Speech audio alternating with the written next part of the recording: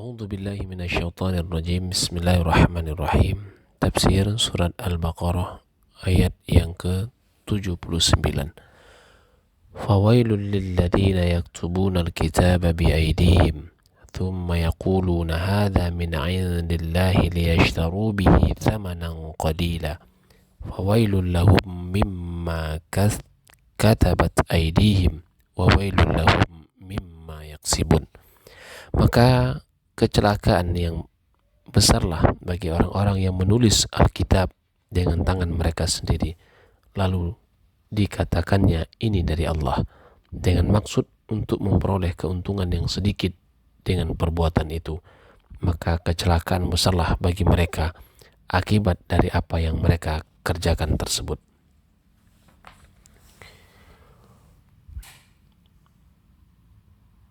Maksud dari firman Allah Subhanahu wa ta'ala, mereka ini kelompok lain dari kalangan Yahudi, yaitu para penyeru kepada kesesatan melalui tipu daya dan cerita-cerita bohong atas nama Allah, serta memakan harta kekayaan orang lain dengan cara yang tidak benar. Al-halaku, al-wailu, dan ad-damaru maknanya adalah kecelakaan, merupakan kata-kata yang sudah sangat populer dalam khazanah bahasa Arab. Menurut Ibnu Abbas, al-wa'il ini berarti siksaan yang sangat berat. Dan menurut Al-Khalil bin Ahmad, al-wa'il berarti puncak kejahatan. Menurut Sibawih, wailun itu ditujukan bagi orang yang terjerumus dalam kebinasaan.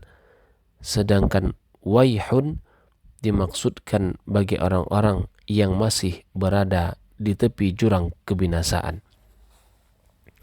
Al-Asi Al-Asma'i mengatakan al-wa'il dipergunakan sebagai kecaman, sedangkan al-waih dipergunakan sebagai ungkapan kasihan, dan ulama lainnya mengatakan al-wa'il berarti kesedihan.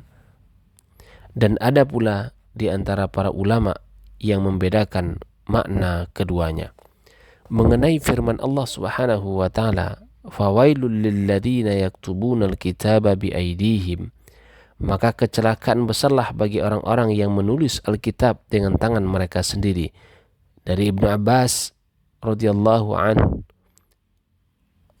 Ikrimah mengatakan mereka itu adalah para pendeta Yahudi. Hal senada juga dikemukakan oleh Sa'id dari Qatadah. Ia mengatakan mereka adalah orang-orang Yahudi. Dari Sufyan Ats-Tsauri, Abdurrahman bin Alqamah mengatakan, aku pernah menanyakan penggalan ayat tersebut kepada Ibnu Abbas, maka ia pun menjawab, ayat tersebut turun di kalangan orang-orang musyrik dan ahlul kitab.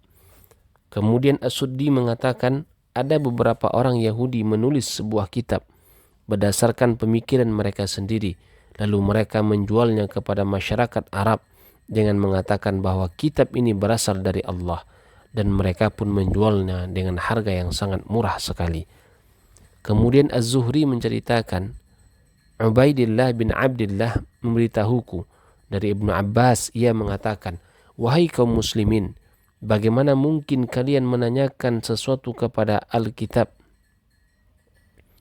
Ahlul Kitab, sedangkan kitab Allah yang diturunkan kepada nabinya merupakan berita Allah yang paling aktual, yang apabila kalian membacanya tidak membosankan.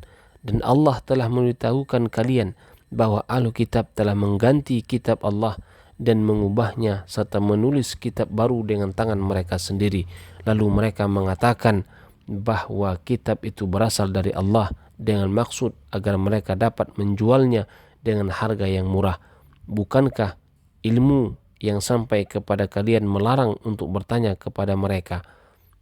Demi Allah, kamu tidak pernah melihat seorang pun dari mereka bertanya mengenai apa yang diturunkan kepada kalian. Hadits ini diriwayatkan oleh Imam Al-Bukhari melalui beberapa jalur dari Az-Zuhri.